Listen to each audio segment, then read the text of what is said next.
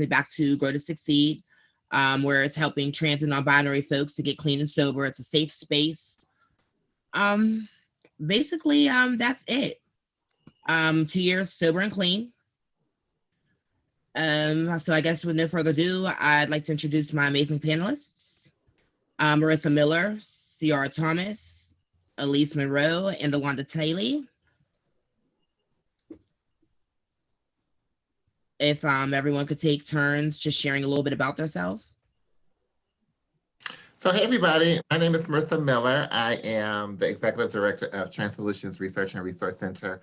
I think my journey started like in high school, you know, like really trying to find out who I was and to kind of really just kind of find a place to fit in. You know, I think my first drug of choice was fantasy, even before I got to a substance, because I just really didn't want to be me and living somebody else. You know, I pretended to be white and Jewish, and we were Presbyterian in faith, and, you know, all of those things that I thought equated money. And I spent 8 years clean and sober. And in those 8 years, I was able to kind of figure out who I was and how to kind of manage my life, you know.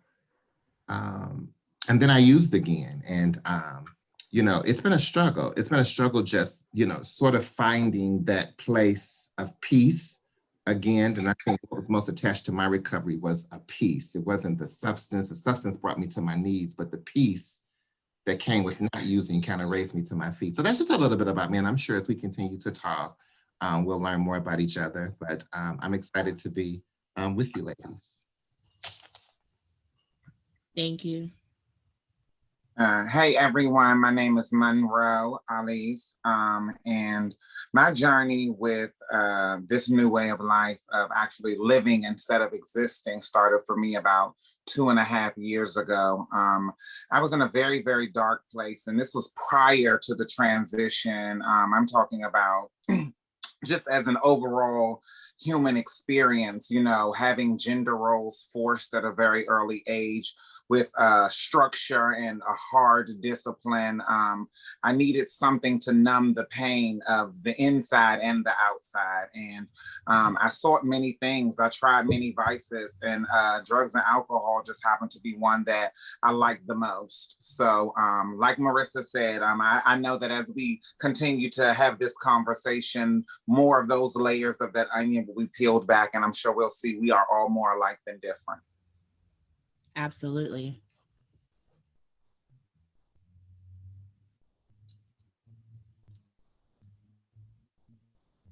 Alonda? Hey, my name is Alonda, and my pronouns are queen, mother, she, and her. I say them pronouns always because that's just how I feel. My drug addiction, it started like when I was in my mother's womb, unfortunately. She used to get high with me. But I continued it, and I just had a relapse after having a year clean. October the 31st. Currently right now I'm in a all transgender house for transgender women like myself, called the Morris Home. And right now I go back home tomorrow. With that being said, I think what I had to concentrate more on so is the behaviors rather than the drug or the substance itself, and get to the core of things and why the behavior, why I continue doing the same thing over and over and expecting a different outcome. So that's why this is what I'm doing now, and trying to keep myself busy, because I'm like really a leader within my community. A lot of people look up to me, so I put a lot of pressure on myself and whatnot. So therefore I had to, you know, some of that down. So, you know, I'll go into details more so, but that's just a little bit about me. Thank you. And that was really powerful to be able to come on here and open up about that. And I totally agree with you when it comes to the behaviors, because that's very important when it comes to recovery, because behaviors can definitely lead you to backslide. So thank you for sharing. Hey everybody, I am Ciora Thomas. I am the founder and director of SisTersPGH. My journey, it started with being homeless, being a young person, being homeless, being around other Black trans women who didn't have resources of recovery, nor were we thinking about recovery in that time. We were thinking about, we were active sex workers and masking, what was going on for that night on a beat. To be able to get through the night was the beginning of my addiction. And it was a journey of many, many years of discipline and understanding that there are bigger things and more things I want to do with my life, and pulling myself out of that. So yeah, that's where I am.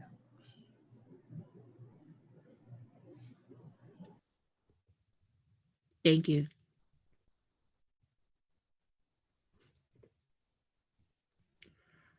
All right, everyone, doesn't matter who goes first, but where do you stand with your recovery today? So I guess I started out before, so I'll keep it in order. I wake up every day and today is just a new day. I didn't use no dope today. I didn't use no alcohol today. So today was a good day for me. And I really liked how Ciora talked about, her usage starting out when she was homeless and trying to mask what she was feeling. And so often, even after not being homeless for over 15, 20 years, I still find myself in moments of feeling homeless inside of a home, feeling disconnected. And so I think those are the times that I want to mask. I haven't used in, I think I got 30 days again. I had started over it. And so I think for me, recovery is an active change in my ideals, my attitudes, and my behaviors. So one thing for me is I know that I have to change my attitude. I have to change my behaviors.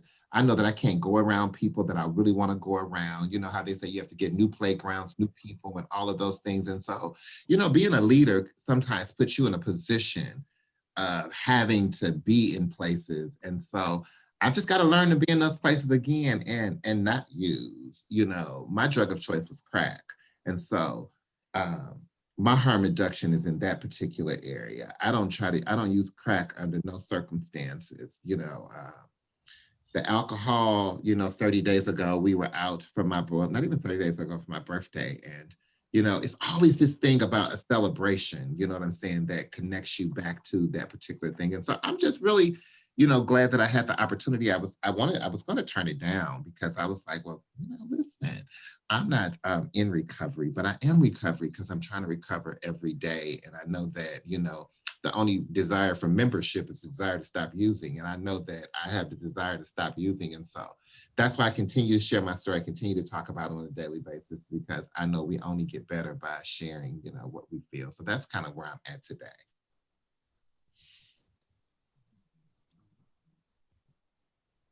I guess I'll go. Marissa, I want to say thank you. I want to say thank you to the women for your transparency.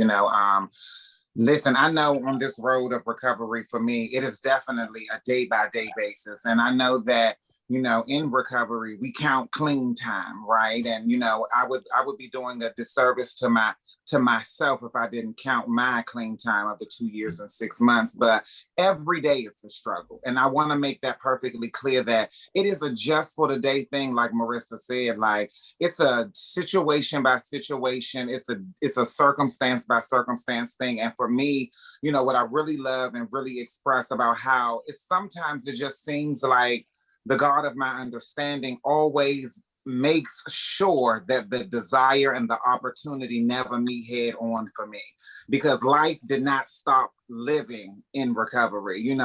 People didn't stop dying. People didn't stop disappointing me or hurting me or abandoning me or upsetting me. And even though all of this is just in my head, this is not stuff that people are doing. This is the stuff that, because of the trauma and past hurt that I have and the stuff that I've internalized and not yet dealt with, this is the stuff that I feel, which causes me to want to use. or causes me to seek other things to comfort me outside of myself. And so it is really a day-to-day basis. And like Marissa said, today I'm good. Today I ain't used, today I ain't drink nothing. And so I'm having a successful day thus far.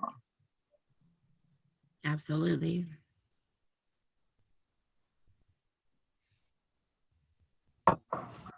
Like it said, like as many ways there are, as many ways as there are to the road of recovery, there are many ways people doing it. I hope I said that right. Sorry, I was stuttering a little bit. But with that being said, my problem is, when I do, if I do have a relapse, and when I have a relapse, I feel like, damn, if I'm having a relapse, I gotta go all the way left. And there's no just starting over because I gotta go back and I gotta completely stop. So let me just get this all out the way and go all the way. So it's like, I had to look at other measures because it's like, so I'm reading this book, it's called Above the Influence, and it talks more about harm reduction.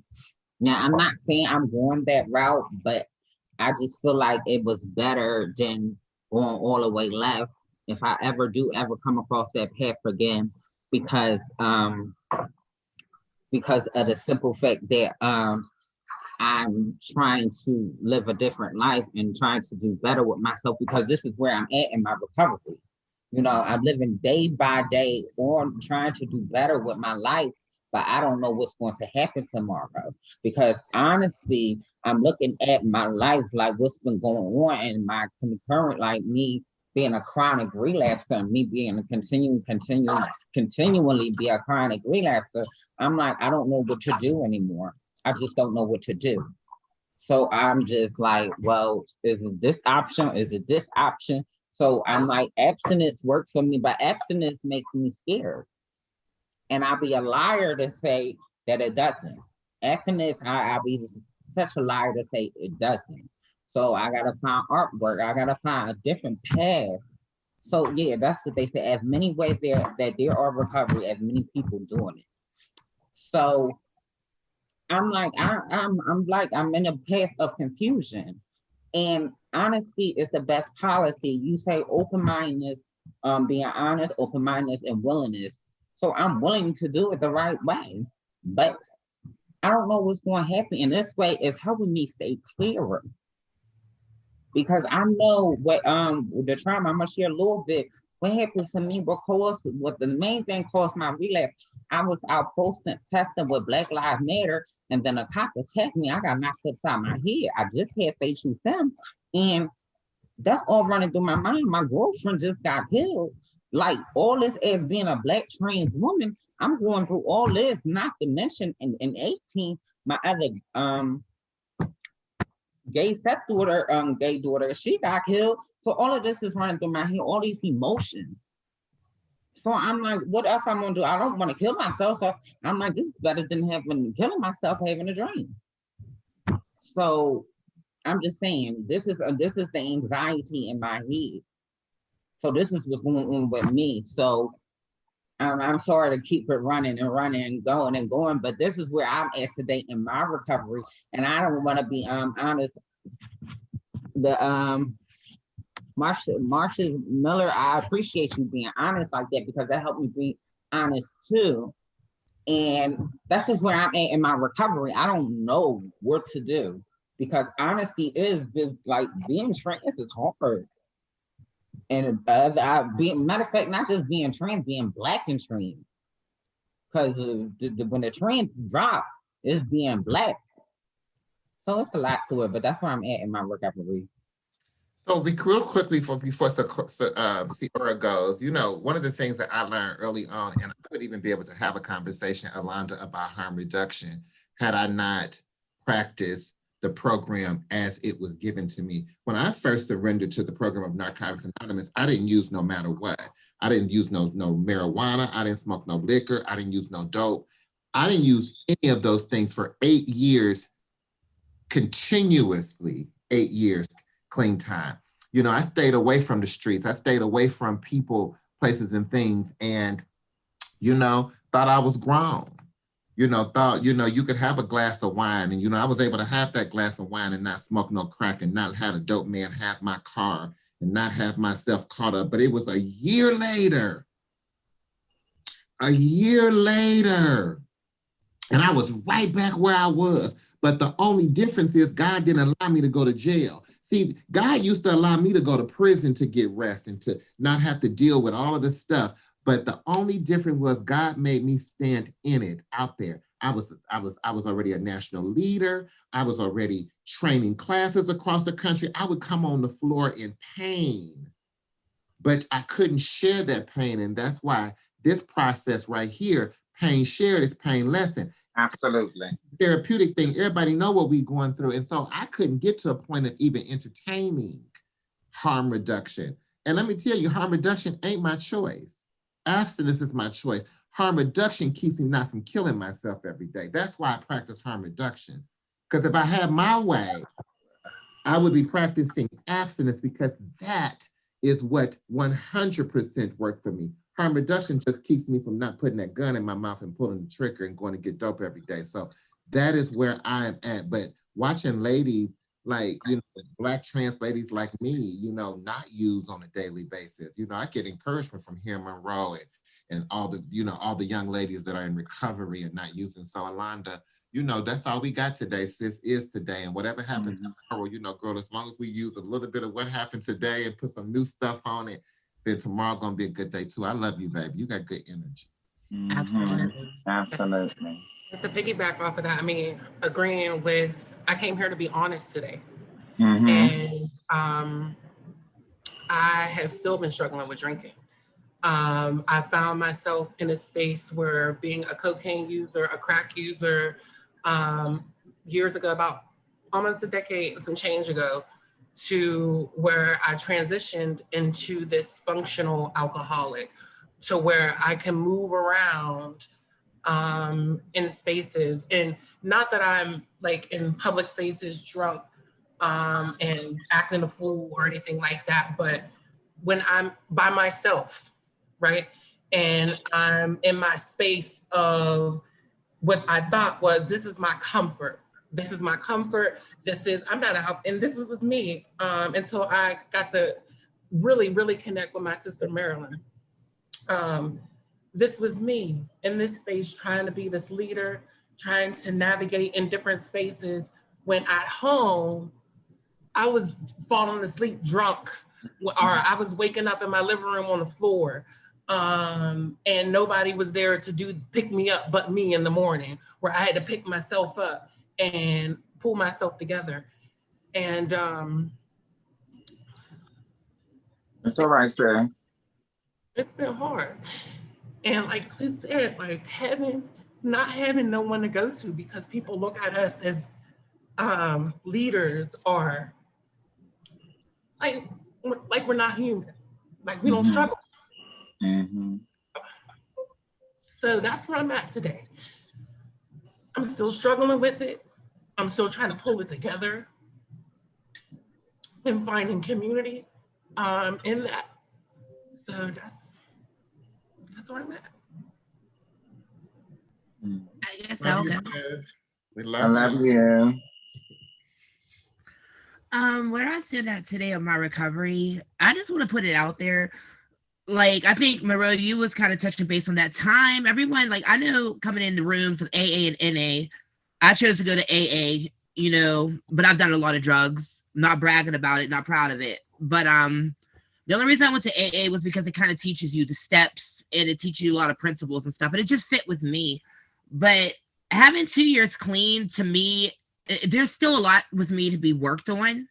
A lot of people will look at me and be like, oh, you have 2 years clean and that's awesome and you're doing so good, and yes, I do want to be an example for other people to look at and be like, okay, I want to get there.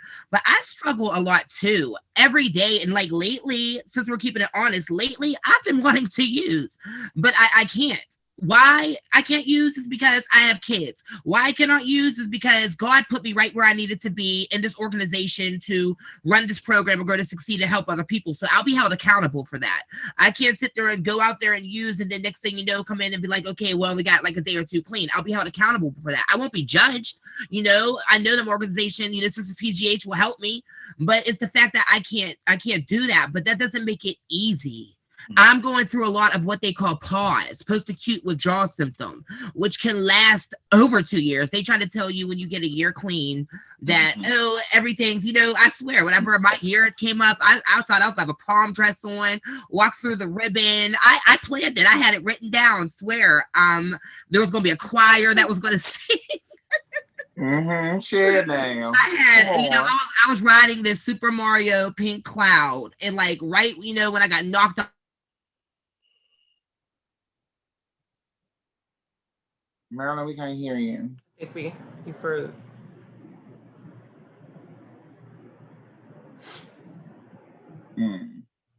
Well, just to piggyback off of what she said, I completely agree. They didn't in these rooms. One thing that I love. I feel like sometimes I want to give up. But I just keep it moving. Sometimes I'll meditate or I'll pray or I'll sing because I like to sing. I'll write a song. It could be horrible, but I will sing it. My voice might not be working, but I'll sing it, just to bring me up. And I try to like prepare myself for future things that's going to happen in life because I have to accept life on life terms. People don't live forever. I know there's family members that I have that might not live forever. How am I going to be able to like my mom, like if something was happening to my mom, what am I going to do if something happened to her? Am I going to I just try to plan ahead. I don't try to think of negative things, but I try to keep it very much in reality on how can I handle this stuff. And it's just one day at a time, keeping my faith, finding what makes me happy, even if it could be running across the room, just acting goofy, making a crazy face. People look at me like she's crazy. No, I'm trying to keep myself from using. I'm trying not to use, so that's kind of where I'm at, but I'm struggling a little bit, but I'm gonna get through it. And that's all I have to say about really where my recovery stands right now.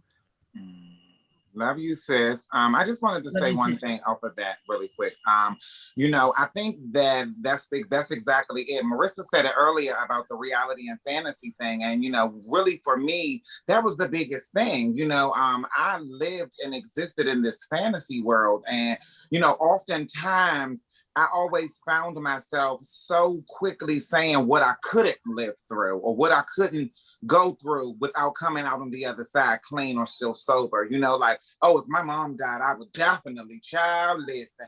Oh, if my child died, you ain't saying nothing but a word. If I lose my job or if any of these things, if life on life's terms happens, then I already had an scapegoat. But honestly, that was me already planning my relapse, because see, what I know to be true is that life is going to continue to show up and show out with or without my permission. And that don't just necessarily mean the stuff that I like. That don't mean all of the accomplishments and all the dreams that have reawoken that I've been able to accomplish or even be headed in the direction of. That means the bad stuff too.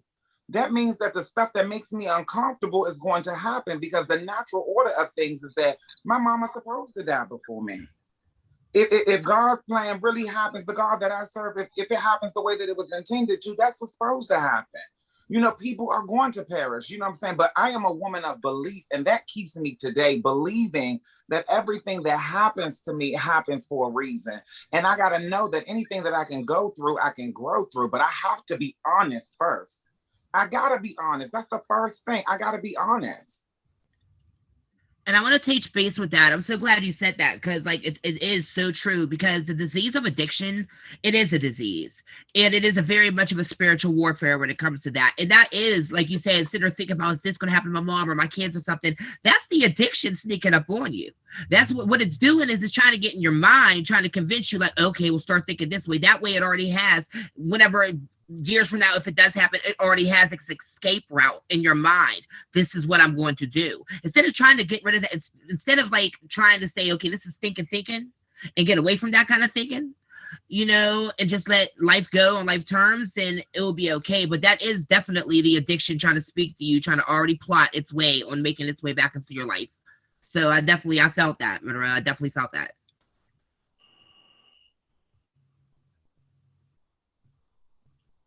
Anybody else, or we can move on?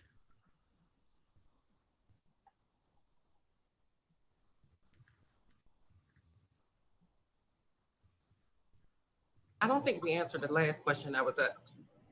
Oh, I didn't see a question. I'm sorry. No. It was, yeah. What made you seek recovery? A new way. Listen, I was tired of doing those dark, seedy things with those dark and seedy people. I tried it every other way. For me personally, listen, I tried to control it every other way. I tried to only do it on Friday, only do it on Saturday, do it before 10. I tried a little bit at a time. I tried, let me just switch it up, let me cut it, let me do this. I tried to control it every other way, but what I knew to be true at the end of the day is that I couldn't do it. And that I really had to take a look at my story, because the same person that I run to when I run into some big trouble that keep getting me out of it got to be the same person that's going to continue to keep me going in this new journey. Because like they always say, if you want something different, you got to do something different.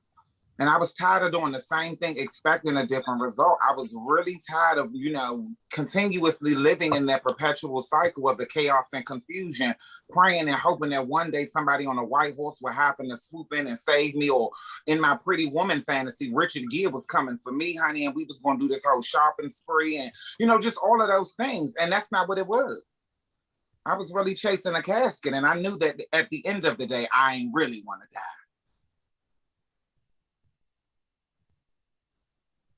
I think, like, which time did I seek? Which time are you talking about seeking recovery? I sought recovery because I was going to go to prison, and I sought recovery because I was homeless. I think I sought shelter because I went to prison, and I sought shelter because I was homeless. I think I really sought recovery when I just didn't really want to live that way no more. The dope, I think for me, at one point, the dope stopped working. Like, I would find myself talking about recovery while I'm hitting the pipe, or, blowing everybody else's tie, or I start crying, throughout the process, talking about how I don't want to do this. So I think I started seeking recovery because I was at that point, I was at the end. And I think what keeps me coming back now is I don't want to die. I don't want to die in those streets. And I already know what the real deal, God has afforded me an opportunity of reprieve, but I know what that real deal looked like being out there, and I don't want to do that. And I think that about recovery, because I just really wanted a better way of life. I just wanted life, because it was like you get high, you sleep all day, you get up, put your clothes on, you start drinking, you go down to the hostro, you work all night, you smoke all night, you sleep all day. It was just such a repetitious process. And plus I was tired of going to prison. And I knew the only way for me to stop going to prison was to find a new way of life. So that's what kind of led me in the beginning. It was attraction. I was attracted to what I saw, people that I had saw that used to shoot dope, and people that I saw that didn't have no money. It wasn't really that their lives were perfect. They had nice things. They had clean clothes and nice cars. And so it was really the materialistic things that drew me first. But then I think it was about, just that piece of life.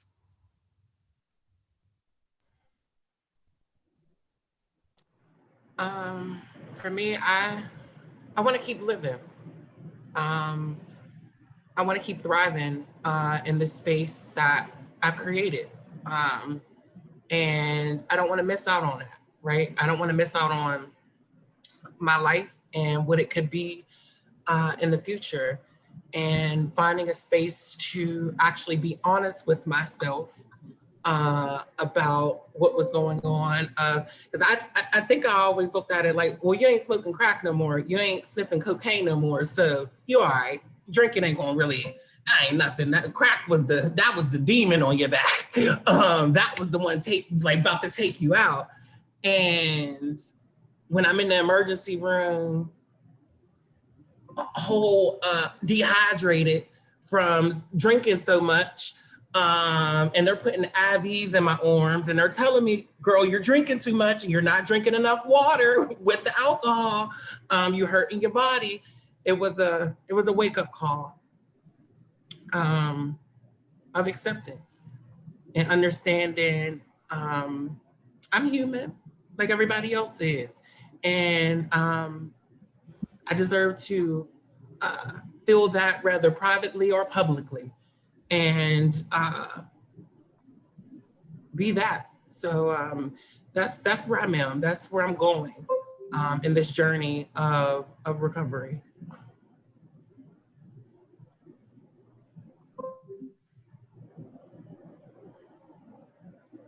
What made me seek recovery? It's like, which time?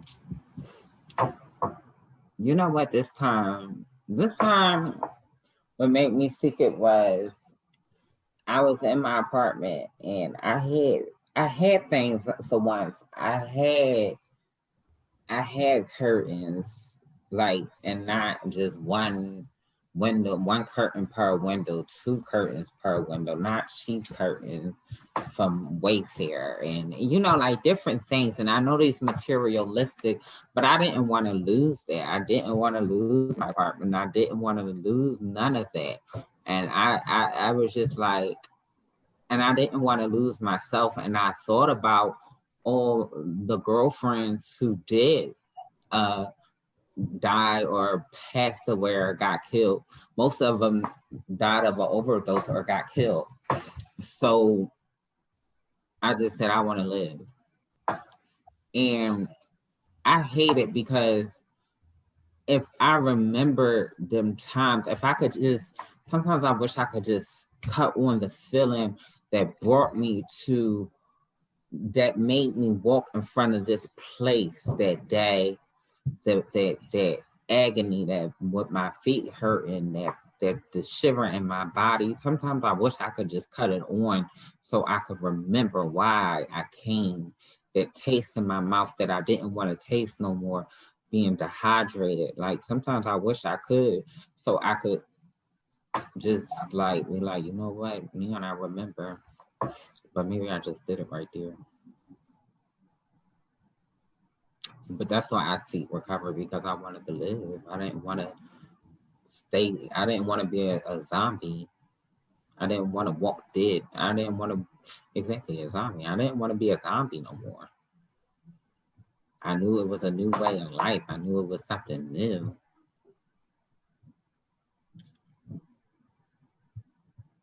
Thank you. That was real powerful. Did you want to move on to the next question?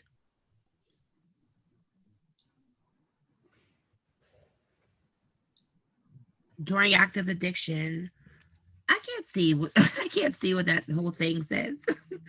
But during active addiction, what did you find most difficult while sleep in recovery? I think that's what that whole thing says. I'm sorry, say that one more time. During active addiction, what did you find to be the most difficult while seeking recovery? Oh gosh, the most difficult was battling what I thought people was gonna say. All the I knew it, all of the I told you so, all of the judgment. I didn't want to hear that I was right. I didn't want to hear that I told you so, because see, for the longest time, I rationalized being able to supply my own high and me not needing you for nothing. That was fine. You know what I'm saying? Like, I ain't asking you. I ain't out here stealing nothing from nobody. I ain't doing nothing. So you can't tell me what to do. I'm grown. You know what I'm saying? And so for me, that surrender meant defeat, because at that time, I didn't understand that it was actually power in the admitting how powerless I was. You know, and that's just, you know, all in the whole first step process. But yeah, I didn't want it. I was so afraid of what people would think. I was so afraid of losing the little bit of things that I acquired. Like, all of my priorities were completely materialistic at the moment, you know, the car, the house, and everything, but I had no self-respect. I had no integrity, no self-esteem. I had nothing that was of substance and meant anything. I didn't know what peace of mind was until I was sitting in a place where I couldn't go nowhere. I couldn't do anything. I didn't know what none of those things really was worth until I was stripped of everything. And so for me, I was scared of what not only people would think, but what I would potentially be losing. Absolutely. For me, I think was accepting that I was alcoholic. I think that was the hardest part for me because I looked at it like I worked all day. I'm gonna come home and have a drink. But those drinks turned into an everyday thing, to hospital visits. Again, me waking up on the floor of my living room, and embarrassed of myself. Sitting in a moment of embarrassment of yourself is like the most, it really wakes you up to what's really happening with you, because you're just disgusted with yourself. And that's how I felt in those moments. Just disgusted with myself, feeling like you made it this far and here you are now. So it was a moment of weakness that I was not able to really fully accept in the moment. Things are better now, and I left that out, but things are better now. But it's still a journey. So I think that was the most difficult part for me. And thank you, Marilyn, for inspiring me to see that, right? Because we've had conversations where I didn't see that, and we're both kicking, and I'm like, girl, I'm just having a drink after work. It ain't about nothing. And you like, girl, you're an alcoholic. But I needed to hear it like that. I needed to hear it like that from my sister. And to be able to move in a way that is affirming to this journey of recovery. So thank you. You're welcome. Absolutely. I don't know. I think that like when I first started, like I think the biggest struggle for me was trying to, I think thinking about I ain't gonna never be able to use for the rest of my life. I think at that moment when I was in recovery, I was thinking about the rest of my whole life. And then I was always different. I was always more feminine before I transitioned. And so I always was worried about, you know, would they accept me, you know, in the meetings, or would they accept me in treatment, or, you know, everywhere else they don't want you around, you know, unless you're sucking dick. But, you know, are they gonna want me to be a part of this particular union? And so I think that's what was most difficult about me seeking recovery, about just trying to figure out if like I fit in. And once I got there, I realized that, like, you know, it's the same way as in life. Some people you like, some people you don't like, but the common goal is everybody is like trying to recover. So yeah.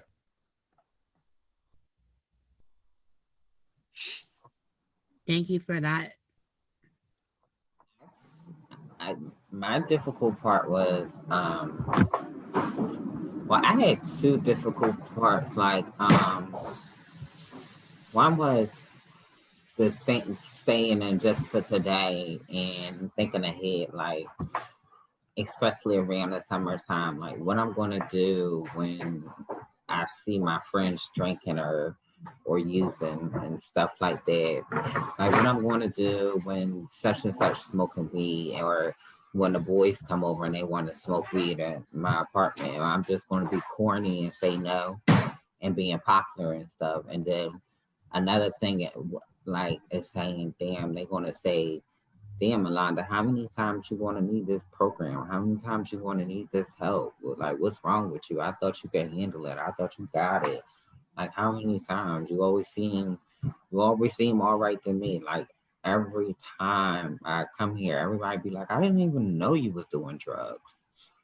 They said, I didn't even know you was doing crack. So it's always hearing that, always hearing them negative comments and stuff. So that was always the difficult part for me, like always hearing something.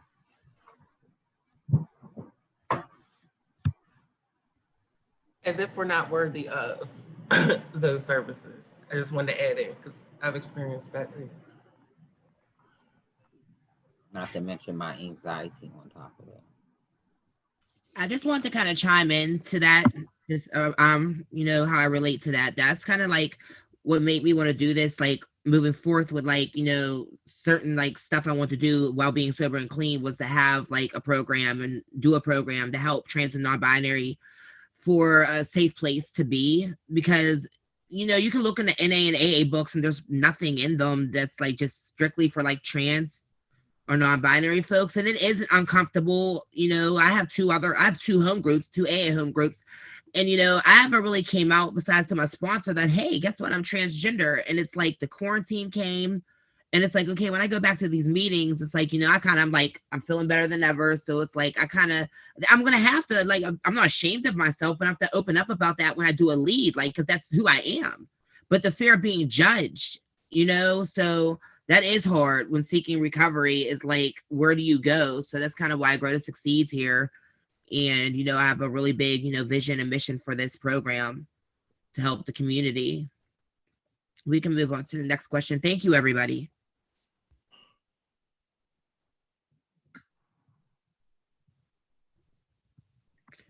Let's talk about triggers.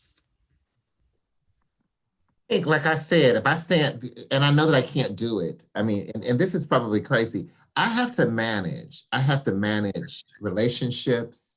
Relationships are triggers, not just intimate relationships, but platonic relationships are triggers. The other trigger is, you know, low self-esteem, when I'm feeling really, really, really low about myself. Which is, you know, happens more than people assume it does for people. And like, you know, the definite triggers for me to be around the party. I can't be around the party. I can't expect to be in no settings where no bag of dope is being passed around, where no crack smoking is going on. Really, you know, unless it's dinner and it's a social drink over dinner, I can't really even be in no joints where there's no whole lot of cocktailing going on, because those kind of become, you know, triggers. Money's not a trigger for me anymore. I can have $10,000, $15,000 and not think about dope or anything. So my triggers are really, as I've grown, my triggers are when I don't feel good about myself and I feel like I know that I have to be around people. That liquor, or, you know, that powder or whatever substance it might be, makes me feel like I can be around those people. But that's just when I don't take care of myself. So you talk about triggers. How do I prevent my triggers? I take care of myself. I try to pray. I try to meditate. I try to stay around people that care about me and want to help me in my recovery. Not those people that's always saying, girl, come on, let's go, we getting ready to party. Because, you know, they call me to party. They don't call me for the meeting. I mean, this one lady calls me, but I mean, that's my thing. I can't be no nun, but baby, I would shut myself up in this house in a minute. Piggybacking off of that, Marissa, I feel all of that. And I also feel that put me in a space of isolation to where I'm not around people anymore. I used to enjoy going out. I used to enjoy being a little socialite, you know, hitting up the bar, being out with, you know, some girlfriends and stuff like that. Now I'm at home with my dog. And that's okay. But sometimes I wish, or I miss having girlfriends to go out with. I miss having, and I know we're in a pandemic right now, but just outside of that, I miss the company. And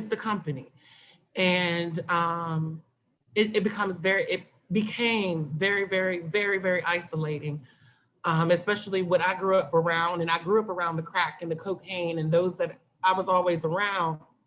And in that time, that's what was going on. And there was no judgment to nobody, you know, do what you want, do what you do. But when I became clean from that, it was still was there. It didn't disappear because I was like, okay, Ciora, you ain't doing that no more. It was still there. And to be in places, again, where it's still getting passed around, just casually. Hell, just, I want to say 3 weeks ago, I went to an event and somebody passed powder to me or attempted to pass powder to me. And I got really mad. I kind of showed my ass a little bit. But I got really, really mad because I'm like, you know, I ain't been around and been into that. And it felt like you were testing me. It felt like I was being tested in this room for something messy, for something that was not productive of my life. And I grabbed my purse and I left. And it was given very much texting me, why'd you leave? Why'd you leave? And that's why it's just now I'm just isolated. It feels like I'm just isolated because nobody is going to take me as serious as I'm going to take me serious. And it's not a game to me. So for me to not be around that is so important, especially while I'm trying to also deal with this new thing that's around me right now, and trying to figure out what this is going to look like for me in the future. And so, yeah. That's awesome. Pretty much everything that you guys said, I'm just piggybacking off of really what you said about, you know, I love what you said and what I heard you say about nobody gonna care for me like I'm gonna care for me, right? And so for me, one of my triggers that I found out is that, or even the thought process of even relapsing is when, how did one of my spiritual advisors say, my want and my need to be validated and loved is always in a tug of war with my common sense, right? And so when I take me out of the equation, because I was told that I'm the most important person in any room I walk into, so I have to always see how I'm feeling. I got to continue to remember that I'm the priority. And once I take my attention, it never fails. Every time I take my attention off of me and make somebody else the priority, like the man or the job or, you know, my career, anything, when I take my attention off of me being well for me, or me being in this new way of life, or me making sure that I'm okay, and put my attention so focused on something else, that's when it happens the most. That's when that temporary moment of low self-esteem tries to make me do that little temporary, you know, decision to do something, you know, ridiculous. Call a man, think about it. Why? That's when that commercial started looking good and the sweat is dripping off the cup and the glass, and you know, all of those things start happening when I'm not grounded in remembering that my self-care comes first. That I have to unconditionally practice that self-acceptance that it ain't gonna be like this forever. That this feeling is not a fact. When I forget that feelings are not facts and that I don't have to, because for me, I didn't know that I had a choice. As crazy as that might sound to some people, but I did not know that I did not know that I had a choice. I thought that I had to just turn it down and find that right there switch when to cut it off. But I didn't know not doing it was an option, because listen, when I tell y'all, it switched from recreational to medicinal so quick, I didn't even know when it happened. I did not know when it happened. And so I didn't know that I had a choice. And when I found out that I choose the people that I'm around, I choose the situations and circumstances that I entertain, I choose where I stay, because I can only control me. I can only be accountable. I can only take ownership for my actions and the places in which I put myself in, because at the end of the day, they told me honesty. I got to be honest. I knew that when that trade was coming over here, girl, he was going to bring all the trinkets. You know what I'm saying? I got to be honest. I got to be open to know that whatever I believe, something greater got to do it for me. I got to be open-minded to it, and I have to be willing to know. I have to be willing. Especially if my desire to live is greater than my desire to die, because at the end of the day, that's what it is, then I got to keep the main thing the main thing. Absolutely.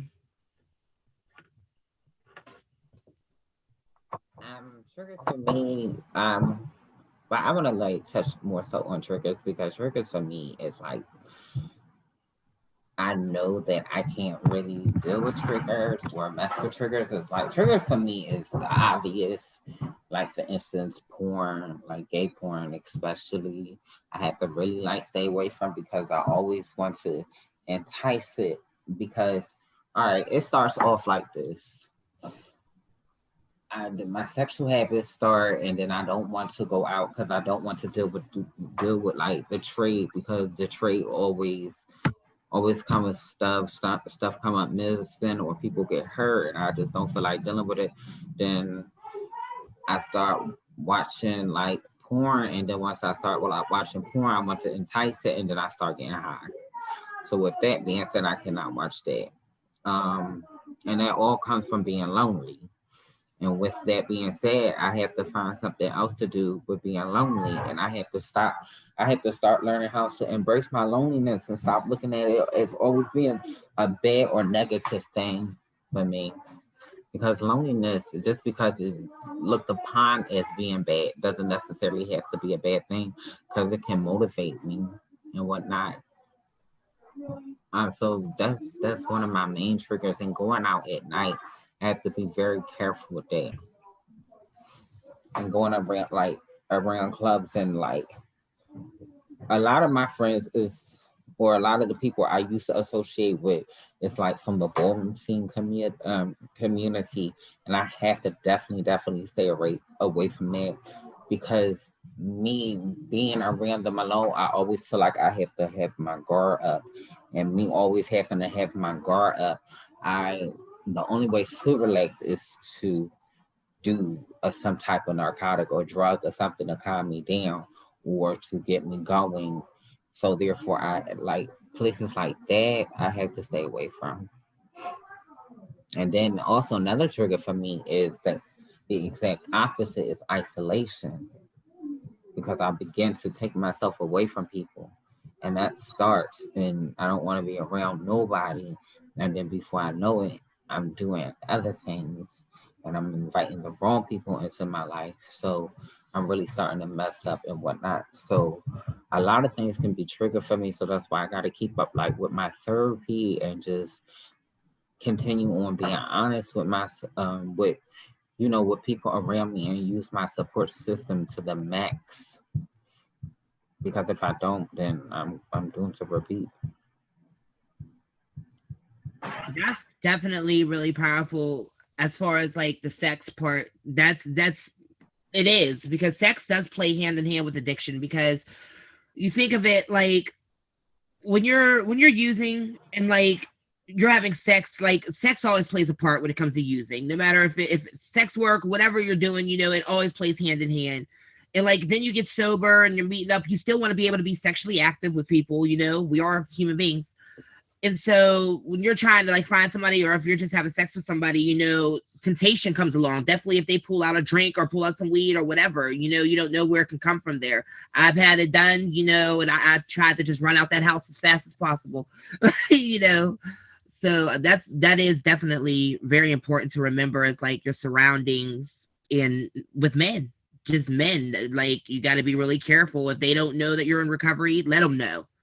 That should be definitely part of, your life, is like letting the men know that you're messing with, like, look, I'm in recovery, I can't be around this and stuff like that. And if they don't respect it, then, whatever, there's someone bigger and better to come along. But you just got to be careful on who you surround yourself around. But I definitely feel you, Alonda. And can I also add, because I don't want it to be overshadowed, how the ballroom scene has an effect on drug use. And I want to talk about particularly Black trans women, because I'm a child of that. I came from that. That's where I was first introduced to drugs, was in that space. And I think it's valid that we continue to hold that space accountable for the lack thereof support of those who are struggling through addiction, through ballroom. Because there's a lot of my sisters who are in ballroom now struggling with addiction, and we talk about this all the time, and I don't want their voice to be erased or overshadowed. So thank you, Alonda, for bringing that up. And I also want to like add this too. Like, I'm not going front. Like, I really didn't hear. I used to go to NA meetings all the time, And I never seen no one like me. Like I would see gay men all the time get clean and stuff, but I never seen no trans woman near getting clean, or no trans anything near getting clean. And it would just be like, well, who I'm going to get to sponsor me? A man, a woman, like who? I don't see it. I don't see it.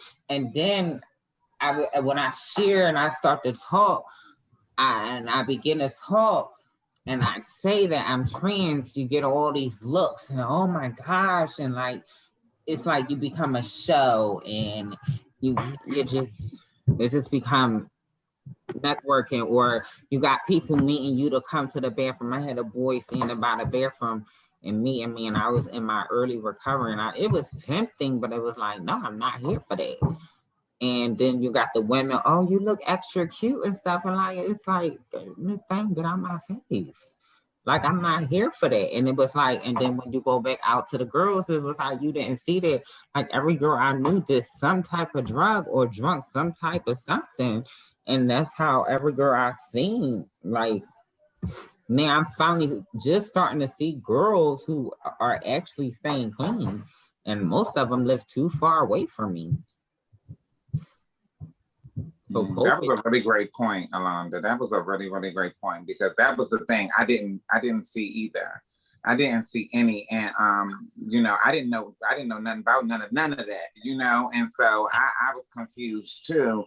And I'm just grateful that, you know, there were one or two that through the grapevine people, you know, reached out to, and you know, there were people here in DC that had made those type of, you know, movements of staying clean and staying sober for a period of time, because somebody got to set the trend. Somebody has to be the person to be that example and be that. And I'm glad that there was somebody that did it for me, so that I could have someone that I could identify with.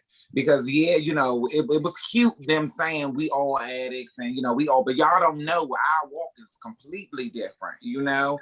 And so I'm so grateful that I was able to have somebody that I could connect with on being a Black trans woman and knowing exactly what it was like, you know, and not only knowing what it was like, but that have paved the way for me to be able to even exist in this space in Washington, D.C. So I'm grateful for that, you know, and I think that everything that you said that was really, really powerful, because this right here, Marilyn and Ciora, what you guys have created is creating the platform and the space for people like us Black and brown trans women, to see that this is, that it's happening, that we are recovering, that we are taking it one day at a time, that we are struggling, that people in all of these different walks of life and power positions and, you know, just many different things are going through the different things, and yet we are more alike than different. And, you know, like they said, you know, it's something, we are being that power of example right now with us in this visibility on this platform. There are people that are watching or that will be watching, that will see you, that will hear your story, that will hear your experience and relate to something that you're going through in your right now that might be there tomorrow, and say, because she got through it, because she was able to continue to press on, and because she was able to take it one day at a time. Because a lot of the things that I always get when I start telling my story is, you too? You too? I thought it was just me. And it's in sharing, like Marissa was talking about. You know, pain shared is pain lessened off you, but that's how we realize that the ties that bind us together are stronger than those that will tear us apart. Mm-hmm.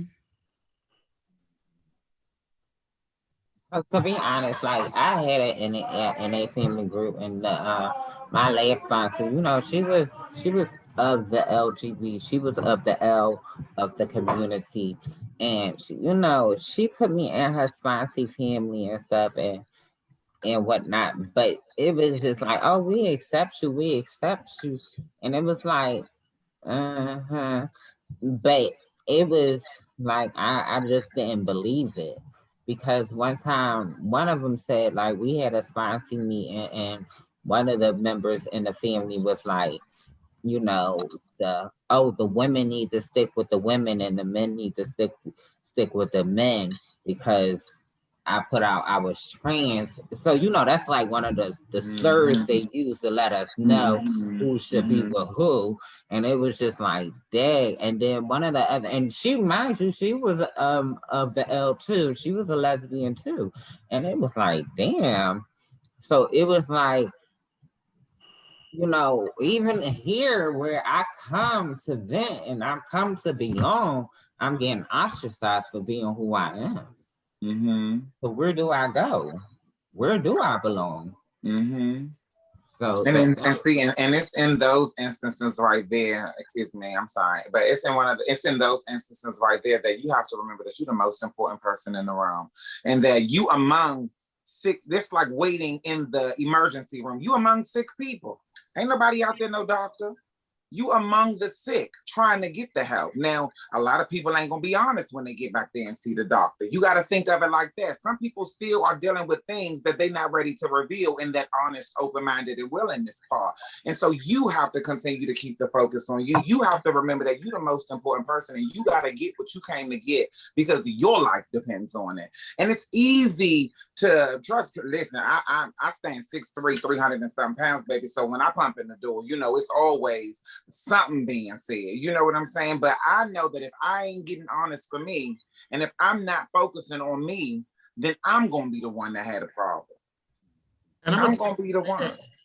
The way that I bypassed all of that is I came in the rooms and I told everything. Yeah. People would have to tell me, well, Marissa, you might need to keep that for your sponsor. I would say, well, no, I'm not gonna keep it in a sponsor, because just like you got high, I got high. Just like you had pain, I had pain. But I share that I really had a good experience coming into the rooms of Narcotics Anonymous. Back then, it was my first experience in the rooms of Narcotics Anonymous was in 1993. And so when I came to the rooms, you know, they was like, oh, good, because I had been around the rooms forever because I was a booster. I would come up to the meetings and I would come around areas and sell clothes and all this type of stuff. So they knew who I was, and they was just so glad that I had stayed. Because it was like, you know, I'm at a meeting and they were like, well, where my dead name was Marlon. Where Marlon at? And they be like, well, they gone back to prison.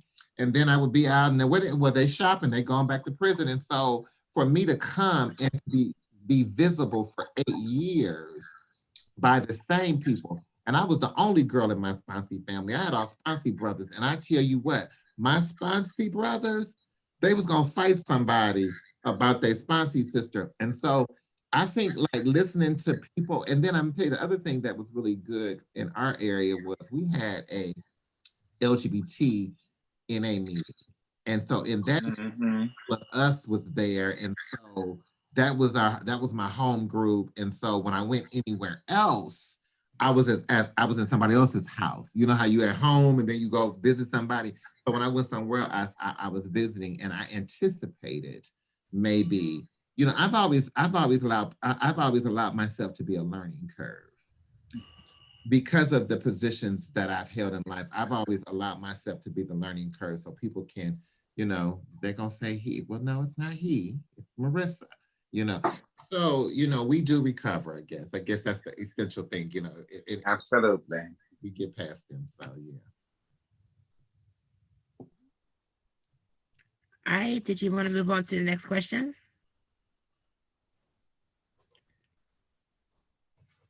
I can't see it. What have you done during your recovery? I think that says. If someone wants to help me out with that. Learned. Can everyone see the screen? What it says? Yeah, it says, what have you learned during your recovery? Okay. Shit, that if I don't change, I'm gonna die. That's what I really learned. And if I don't change, I'm gonna get high. And if I don't change, the boy's gonna take my shit. If I don't change, the boy's gonna take my boy. If I don't change, the boy's gonna be driving my car. If I don't change, the boy's my car. That is what's gonna happen. Listen. That's what's gonna happen if I'm not careful. Yes. Yeah, you know, it's what am I continuously learning? Because I learn new things about me every day.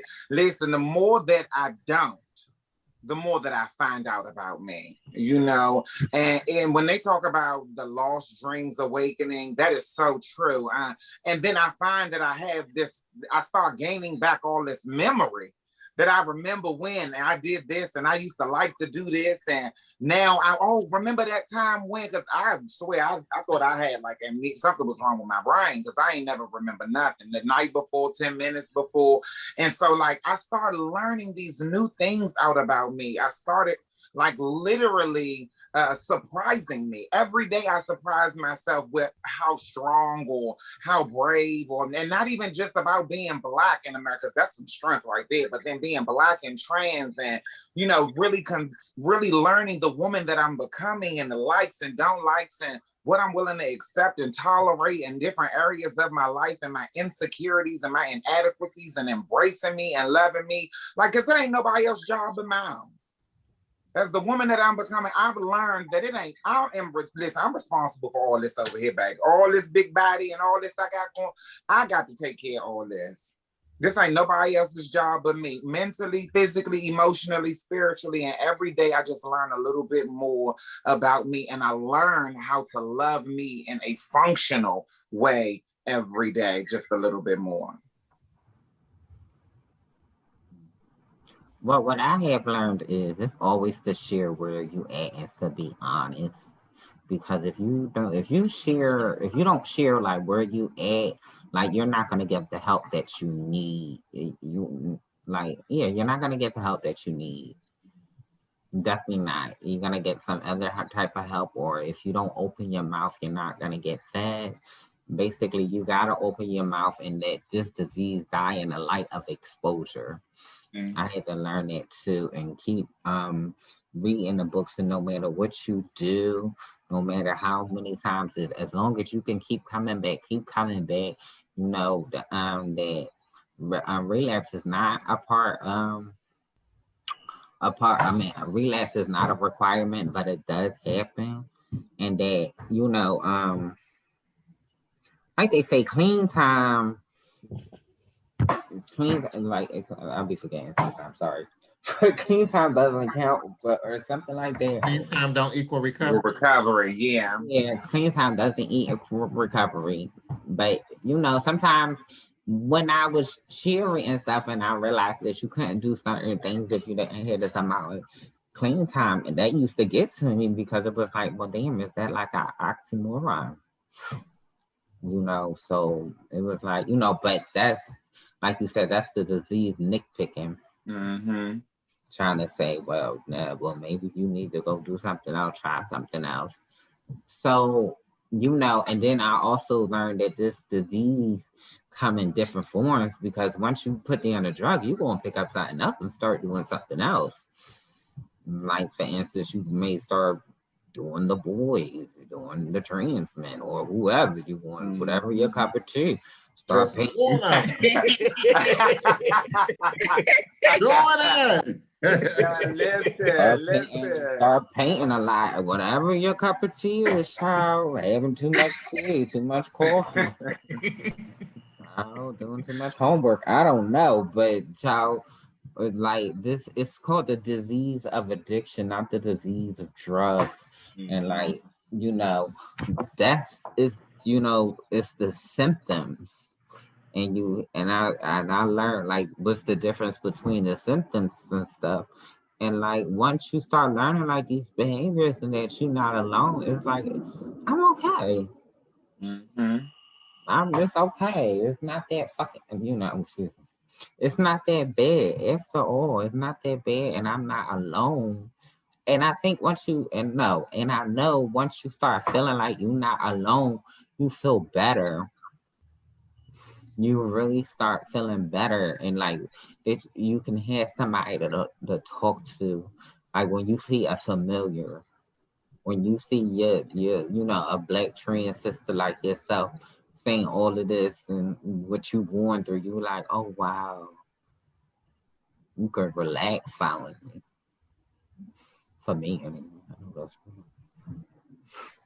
I think what I've learned is that I am better than who I was, and understanding that of knowing where I came from in this journey, no matter what the drug of choice was, the drink of choice was. As I'm sitting here today, I am better than I was then. And it's a continued journey. It's a continued journey of learning myself, learning what is going to be me 10 years, 20 years from now, and being ready for that. Being ready for that and understanding and feeling and knowing that I have community around me. Whenever I feel like I might relapse, or whenever I feel like things are not enough around me, I have community around me. I can call all of y'all. Y'all can call all of each other, and we can have community with each other. So I think that's the most important, and it's something that I've learned. Like Alonda said, we ain't alone.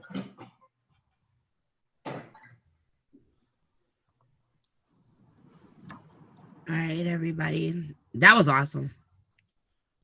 Did anyone else have anything to say on this subject right here? Or a question? Yeah, I do want to say something. I say Coronas. That's my little name for her. Coronas, you know, a lot of people was looking at the bad and the bad. I look in the good, and it brought a lot of people together, like with the technology and stuff. And, you know, give it up, because I don't think that without this Coronas, like, I don't think this would have ever happened, because it's like, you would have never thought, like, let's get this person from here, Philadelphia, and this person. And I don't think it might have been a way without or flying or getting a train and stuff. Just, it brought a lot of people together in so many different ways. And people don't recognize that, but I just want to give kudos to Coronas.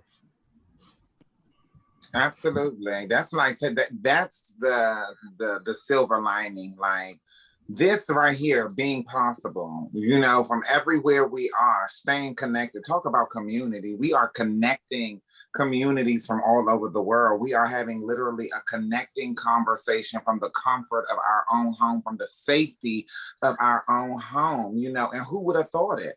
You know, who would have thought that this would have been able to happen? You know, who would have thought that this would be the conversation that we would be having at this moment in time during this year, you know? So, I mean, everything happens for a reason. And I'm just grateful that I'm choosing and we're choosing, just even by being on here, to stay and live in the solution and be honest. Yeah, that's what it's about, you know. Because the disease was telling me, you know, don't go on here selling about your harm reduction and stuff. And I wasn't, but you know, I was like, look, I'm letting it all out, because I don't know what type of help I may receive, you know, and it was hard. Like, my mom, she's also in recovery. She's been clean, oh crap, almost 11 years on the 9th.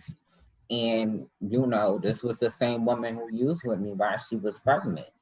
And I'm proud of her. And it was hard for me to tell her when she said, are you going to use it? And I said, Mommy, I don't know. And I had to be that level honest, because I didn't want to, like, lie to her. I just didn't want to lie to her, because I always wanted the right type of help. And that's one thing with me. I'm not a liar. I cannot lie. Well, no, I just don't want to lie. There you go. I just don't want to lie. And like, it's just been amazing. And I'm just blessed, because I can stay optimistic, you know, through the heartache, through all of this, through the losing, like, oh God, you know. I want to get, like, it's crazy being just, and all of this is recovery. Everything that I'm talking about, everything that you learn, like, through recovery, learning about your history, learning about everything, watching things you never thought you was watching before. Like, when I was out there, it was like all I was worrying about. I was looking out the window waiting for the drug boy, calling him 3,500 times, seeing if he was coming. and now I'm watching stuff on Tulsa, Oklahoma. Was it Tulsa, Oklahoma? Yeah. May 31st, 1921, how they destroyed us. Like on Black History, like all of that. Like I'm looking at stuff like that, and I had a toothpick, and all I could think about, like, damn, on top of slavery, when my people had a toothpick, like, bitch, nobody was worried about that. Having a period, bitch, they still had to go out to the cotton field and all of that. Like, who thought about them? Like, and I'm like, but I'm grateful because I'm like, I can think like this now. Before I couldn't even think like that because I ain't care. I like what I'm going to do different to change like what's going on. Absolutely. You know, and all that is a part of recovery because, you know, you changing, you know, you thoughts, you thinking like, what can I do to change? What part do I play in this? So you start working on core things. You start working on that surface stuff and you start working on core things.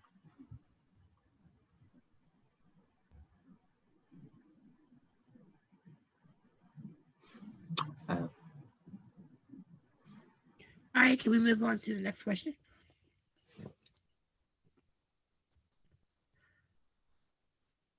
Y'all, I really can't read that. So I'm waiting for it to pop up because there's a delay on the thing. I'm just keeping it real. I can't. What have you accomplished since recovery, personally or professionally?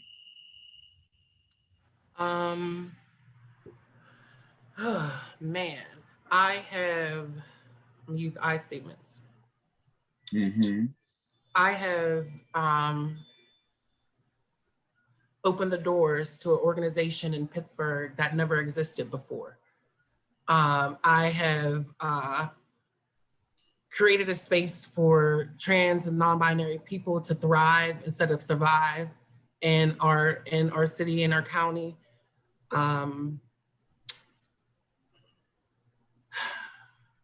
I've got to know me. I've got to know who I am, my likes, dislikes, things I'm just not going to be a part of. If you're doing messy things in the world, I'm not going to be around you. If that type of energy is just not for me. And I learned that about me. I learned it was a choice. It was a choice to be around people, places, and things that didn't uplift me in a way that really pushed me to be my greatest self. And I had to understand when you don't have that around you, when you're not used to having that around you, sometimes that can even look fake. But accepting those that are around you and loving and valuing those that are around you that are really there for the betterment of you as a person, as a human being. I think that was the personal and professional growth that I've seen in myself over the years. And just that maturity. I'm a grown ass woman.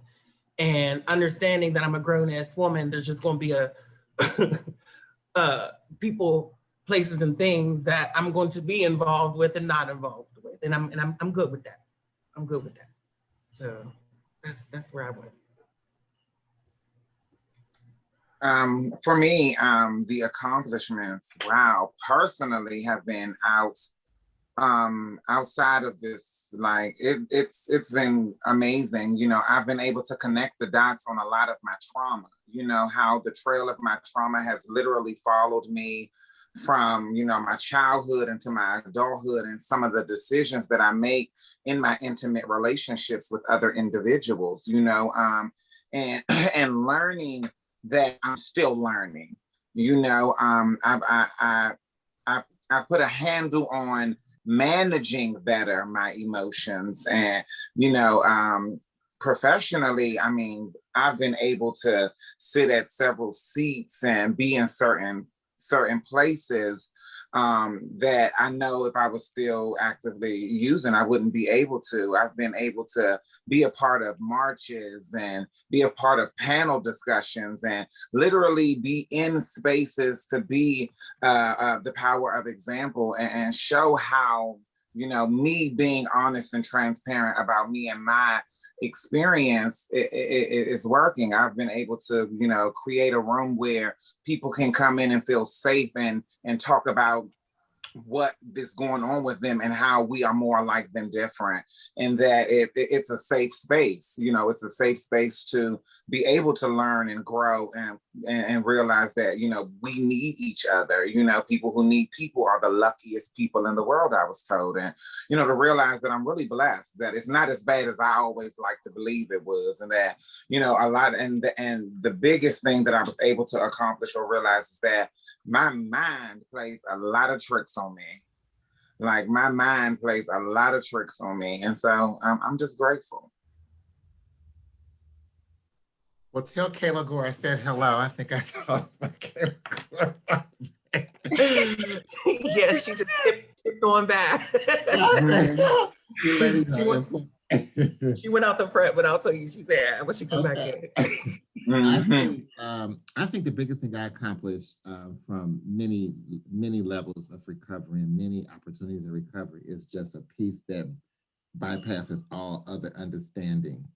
I think peace allowed me to prosper personally. Peace allowed me to prosper professionally. And I think that's the greatest gift that recovery gave me was peace. And of course, after peace, God took me on a whirlwind with my career, from an outreach coordinator to, running a CDC federal grant and a national march. And so God has just been good to me and provided opportunities. And I believe it's because I still stay planted.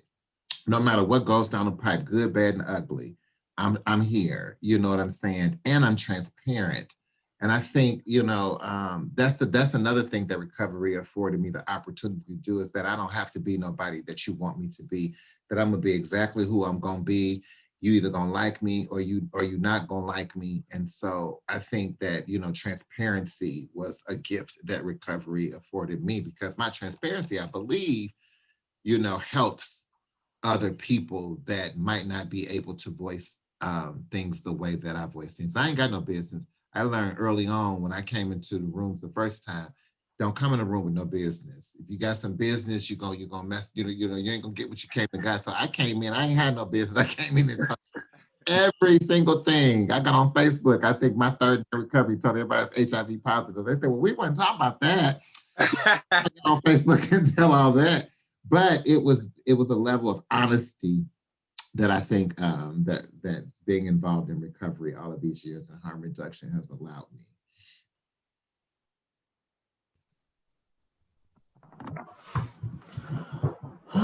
Well, I've accomplished a lot. I graduated this program the first time. I got my own apartment. I started to enroll back into school. I started taking college courses to earn my high school diploma. I'm going to get half of a bachelor's degree once I complete it. I've been able to just really learn how to talk to people the right way. I'll get more bees with honey than I do vinegar. I also accomplished a lot of certificates. I can't name them all. And someone just, I forgot, I think Monroe said it. I've been able to participate on a lot of panels. And also I do public speaks, like at the Philadelphia Trans March I spoke. I spoke at one of the marches, the Sisterly March for Dominique Women-Fells. I've been doing a lot. I've been doing a lot of work. And a lot of people love me where I'm at. So I have a purpose. I realize that I have a purpose and I'm going to live. I told Kayla you said hi, Marissa. Hi, Kayla Gore. Hello. I was like, is right here? She pushed me out the room. Don't be Hey everyone. I guess I'll go. I'll answer that question. What have I accomplished in my recovery? Personally, the biggest thing was for me was love. Love, like just loving me. Learning what love is, which was like kind of like a scary thing also coming into recovery and being clean, is like you learn what real love is and what fake love is. You learn who's there for you, who's not there for you. And like that's one thing I kind of struggle with too, to be honest with you, because it's like you'll be in certain situations and it's like it'll be right there in your face and you want to accept it because your mind's so clear now. You know, it's like, okay, this isn't healthy for me, or this is healthy for me. So really, I mean, personally, that's something that I have accomplished, is like realizing what real love is, realizing what I'm good at, what I'm not good at. Professionally, definitely the job that I have now, doing something that I love, helping other people. That's always been, you know, one of the main things I always want to do. Even when I was in active addiction, I always wanted to, you know, help people. But at that time, I couldn't even help myself. So how can I help anybody else? So I've accomplished a lot in my recovery. I really have. Having this panel, that's an accomplishment. You know, everyone's sharing their stories. That's amazing. Like I never in my life, like this is something I literally, I prayed for this moment.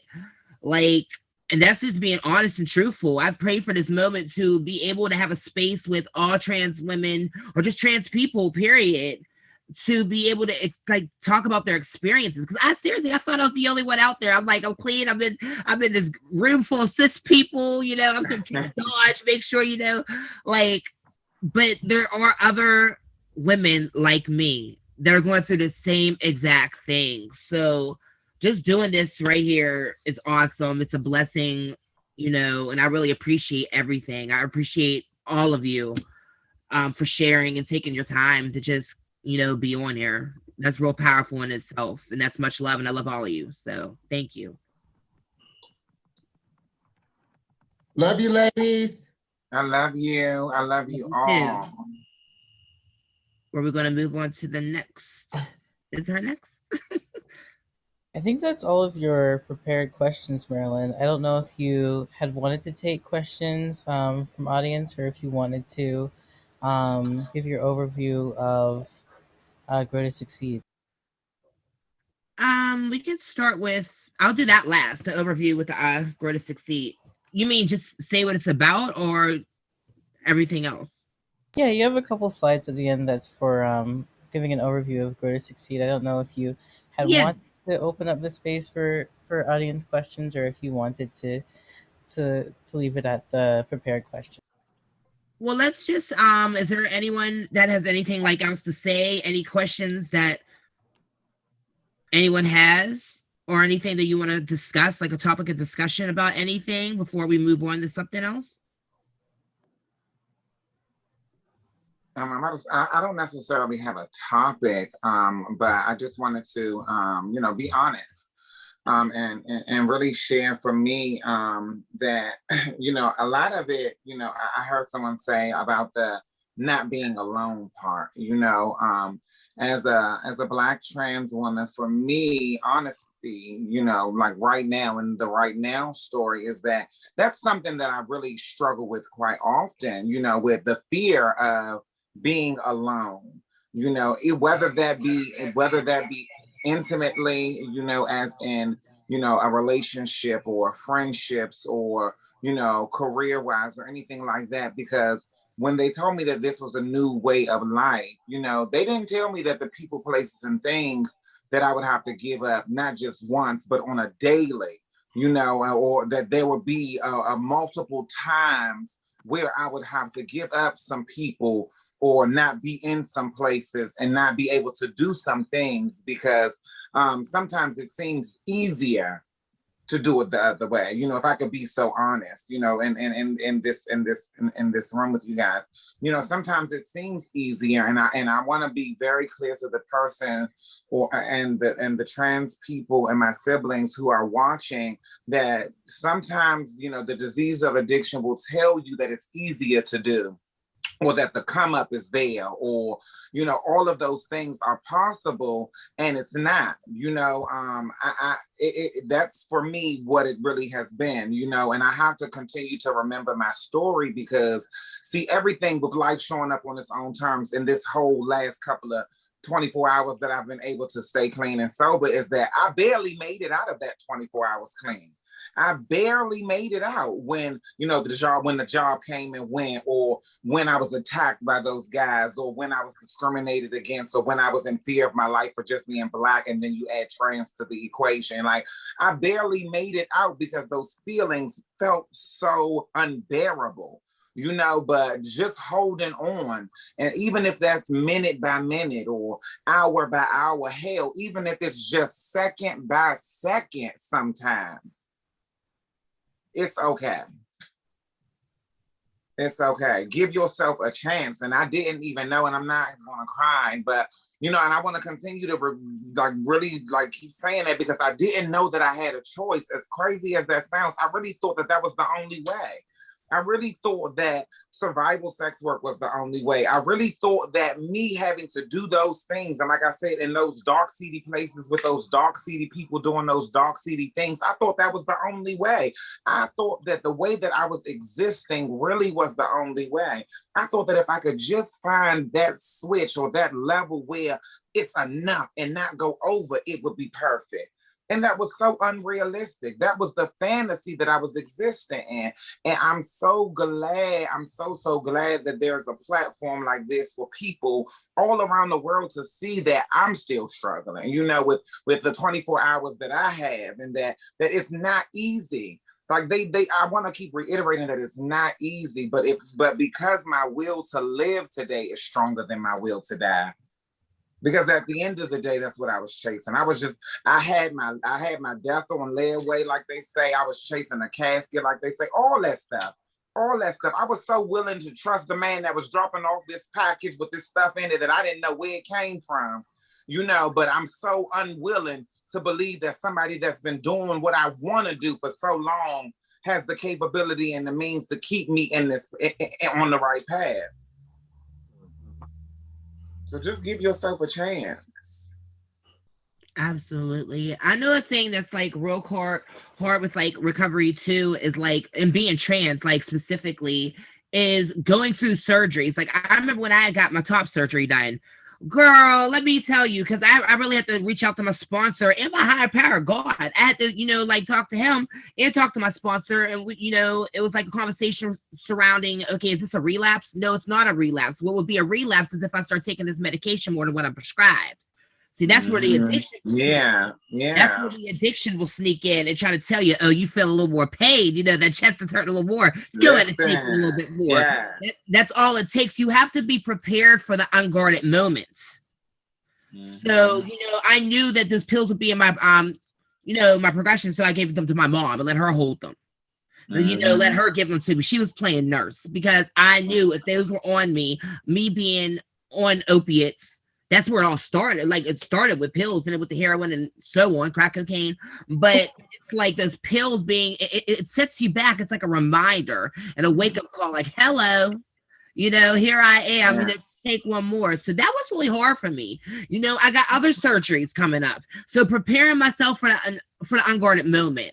And that's where it comes to being trans and being in recovery. That kind of like, that's real different, because, and I'm not like bashing cis people, but I'm saying they're not sitting there in one big room saying, well, I'm getting my titties done, or I'm getting my vagina done, or I'm getting right. They're not doing all that, because they're, you know, it's just not. So for us to be able to sit and talk about that and be able to hold each other up for when stuff like that happens, know that we have a number to call, you know, that's powerful. But that's just something I want to speak on, because that is definitely rough, is being in recovery and being trans and having surgeries done. And, you know, to look in the mirror and be happy with the person you see on the inside, you want to match on the outside. That's really hard. That's a toll on your mind, you know, and it's a really emotional experience to get to where you want to be and where you feel comfortable, where you feel safe. So, yeah, that's about it on that. It's funny that you mention it, because I remember, like I said, when I got my facial femme And I had took all my perks and everything, and then the doctor didn't want to give me more, and I was about to go to the drug board and get some more perks because I was in so much pain. And I called my sponsor, and thank God the drug board didn't handle more because she told me that, you know, if you would have got there, then you would have relapsed. And I was like, you know, but how? I was in pain. But she said the doctor didn't prescribe them. I was like, but it was like, I don't know. I just felt like because I was in so much pain, but I was happy that at that time, I was happy I didn't get them because, you know, I didn't want to. That wasn't my goal, but I was in like a lot of pain. And yeah. So with that being said, it's really hard because the doctors don't even understand how much pain you go through and whatnot. And when you're saying like a lot, especially here in Philadelphia, like a lot of times people lie and say, "Oh, I'm going through this so much pain," and like I could bear pain, so the doctor wasn't understanding like. Well, if you saying that this is him, why you're not crying? Because I learned how not to. I learned how to bear pain, but like it was hurting like all around the mouth area and stuff and whatnot. And that thing was like really, really hurting. And the doctor didn't want to give me no more because he knew that I came from where I came from, but like it was like seriously hurting. Oh yeah, so yeah. Absolutely. Anyone else? Oh, I look at the doggy. Hi, doggy. That's Simba. Hi, Simba. Hi, Simba. Hi, Simba. I love him. That's what that is. Simba, you got anything to share for us?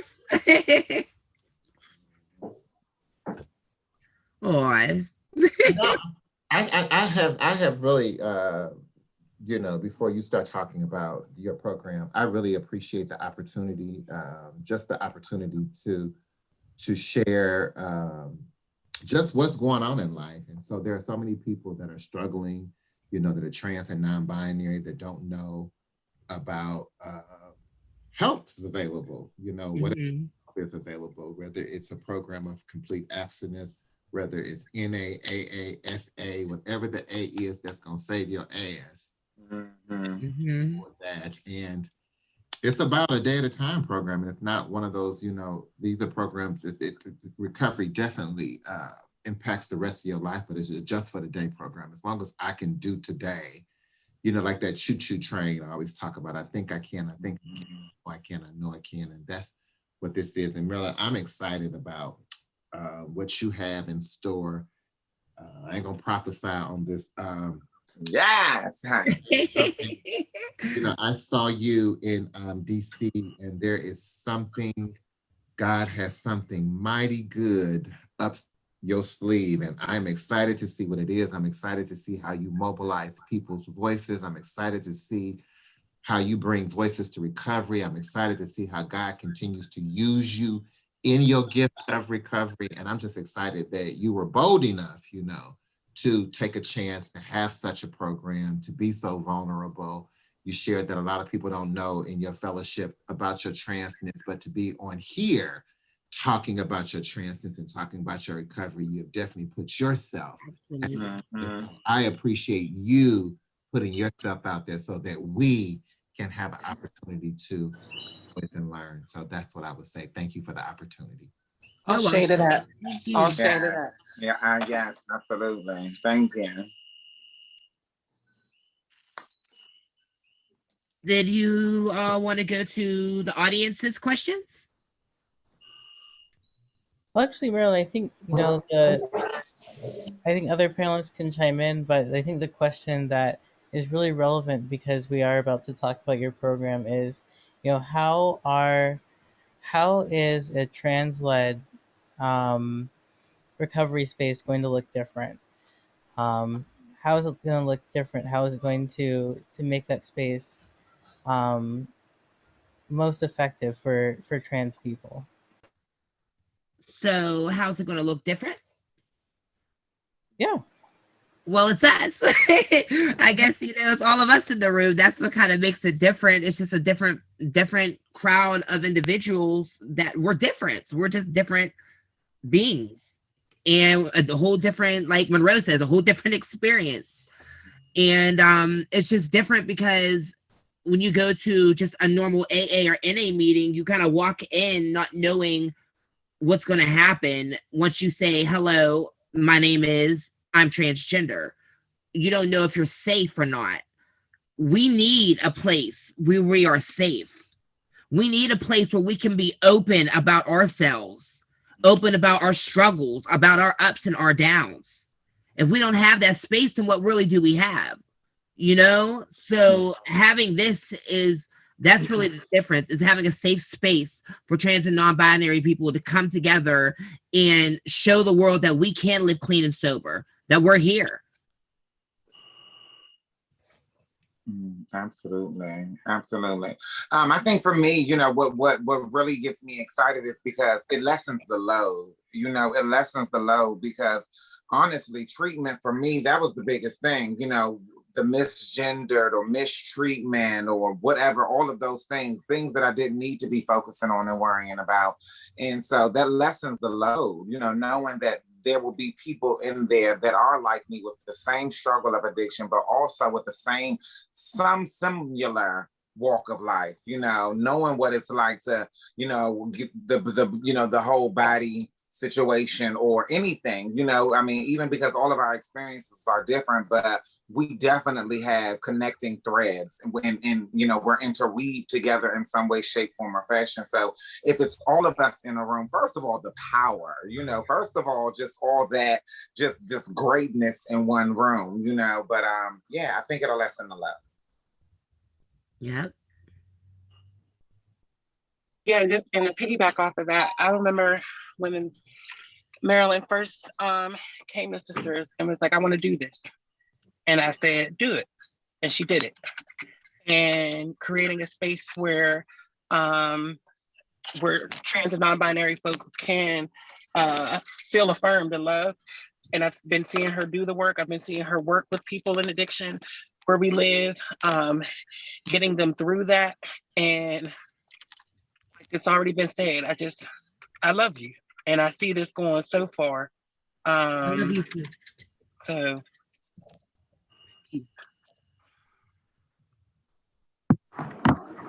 I love you too. Thank you so much. So I know, Marilyn, the next couple of slides have kind of a sneak peek of your 12 transitions ideas. We can probably go through them, All right. relatively briefly, but this will give people an idea of what you have translated the 12-step idea into your own creation. Mm-hmm. Mm-hmm. And I just want to also put it out there because I know that, being in a fellowship at AA, this was not taken, words were not stolen. What it basically is everything that it says as far as the 12 traditions, but it says right there, it's based on the 12 traditions, is the 12 transitions. And it's something better for us to understand and want to read. Because I know a lot of us get scared when it comes to either spirituality or certain things like that. But this is kind of something comfortable for you to come into and read and see if you like it. But I really think it will help.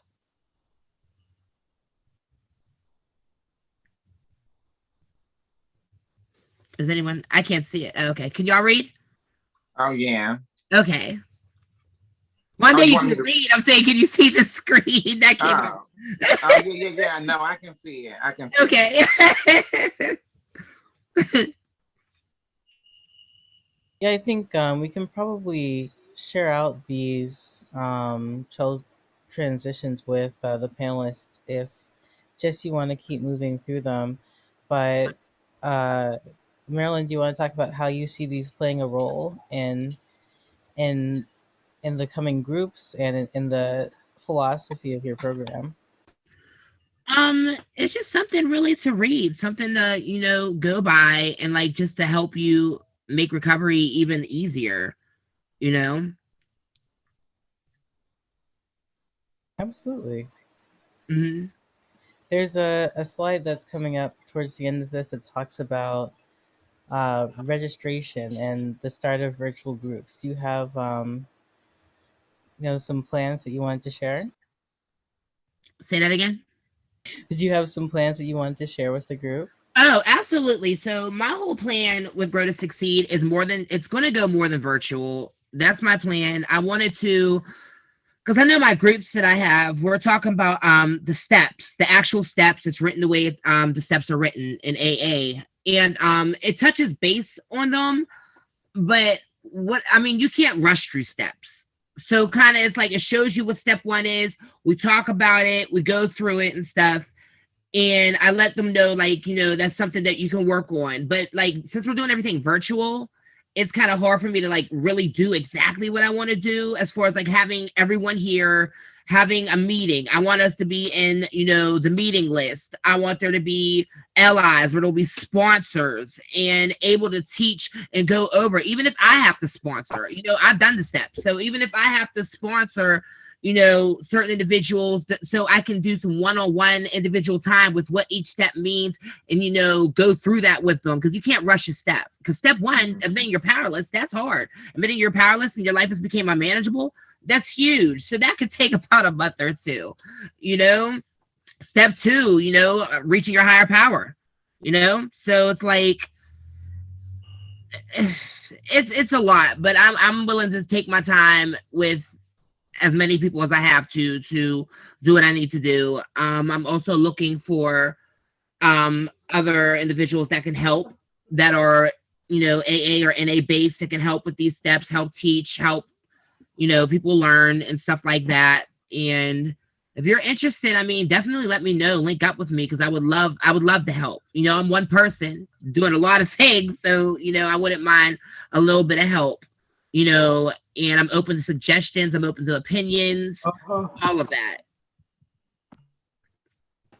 Absolutely. And so it looks like your first virtual group is going to be starting the end of next week. It sounds like March 7th. That sounds like the end of next week or so.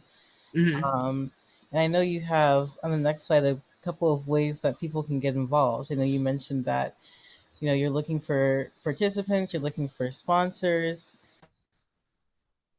Absolutely. And like, just to teach the steps, like I was saying, the spirituality part is it's really hard, to teach other people, because not a lot of people have spirituality. And step two, it says come to believe a power greater than yourself. So it's like, trying to teach that to somebody, it's kind of hard, but I do it, but you have to want to learn. You have to want that, because you can't do it alone. You can't do it alone. So yeah, I'm just waiting for anyone that's willing to get on board with this, and I'm continuing to pray about it and let God just continue to do what he's doing. Thanks so much, Marilyn. It sounds like, we've probably come to about the end of our time, but this has been so interesting just for me to sit here and listen to everybody. I feel like I've learned so much. So I'm not the host, I'm just talking, but thank you so much for all of these experiences. I learned so much. And I Thank also you want for to thank SisTersPGH, like the organization, like that really got this thing going. I really appreciate the whole organization. I want to thank all of you for coming, taking your time out. Like I said, I love you guys. And so if you all have any ideas for Go to Succeed, or you want to join, jump on or whatever, just let me know. I'm a message away. I'm just a message away. So I look forward to that. And again, thank you all so much. Everyone have a blessed evening. And yeah.